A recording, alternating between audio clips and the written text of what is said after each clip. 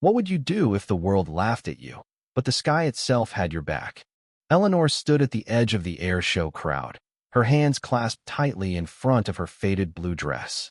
The roar of jet engines vibrated through her chest, but it was the whispers that cut deeper. "Look at her," a man sneered nearby, his voice carrying over the hum of anticipation. "Bet she's never even seen a plane up close." Laughter rippled through the group around him, sharp and careless. Eleanor's eyes stayed fixed on the horizon, her lips pressed into a thin line. She was used to this being the odd one out, the quiet woman who never quite fit. But today, she hadn't come to blend in. The air show was a spectacle of power and precision, a small-town event that drew thousands to gape at sleek fighters and thundering bombers. Eleanor had arrived early, clutching a worn notebook filled with sketches of planes, her careful handwriting detailing their specs. She'd always loved aircraft, ever since her father, a mechanic, taught her the poetry of wings before he passed. But to the crowd, she was just a nobody, a mousy figure in a sea of loud enthusiasts. As the announcer's voice boomed, introducing the B-2 Spirit stealth bomber, the crowd surged forward. Eleanor stayed rooted, her notebook now tucked under her arm. The B-2 rolled onto the tarmac, its bat-like silhouette swallowing the light. The man who'd mocked her earlier nudged his friend. "Bet she thinks it's a UFO," he jeered. More laughter. Eleanor's fingers twitched, but she said nothing. She never did. The demo began, the B-2's engines roaring as it prepared for a low pass. The pilot, Captain Daniel Hayes, was a legend calm under pressure, a master of the skies. The crowd cheered as the bomber lifted slightly, its shadow racing across the field. But then, something unexpected happened. The plane slowed, its nose dipping as if hesitating. The announcer faltered, his voice crackling over the speakers.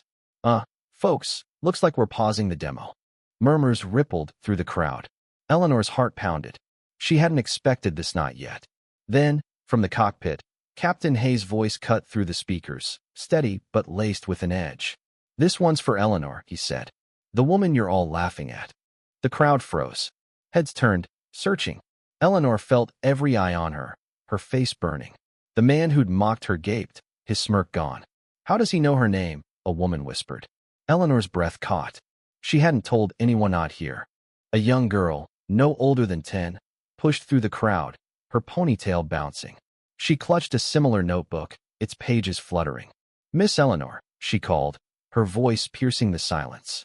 The girl, Lily, was from the local library where Eleanor volunteered, teaching kids about aviation.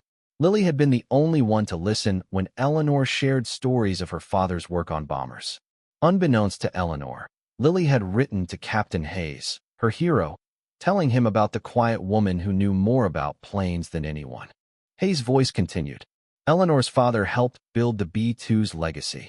She knows this machine better than most of us." The crowd shifted, shame creeping into their faces. The man who'd laughed muttered an apology, but Eleanor didn't hear it.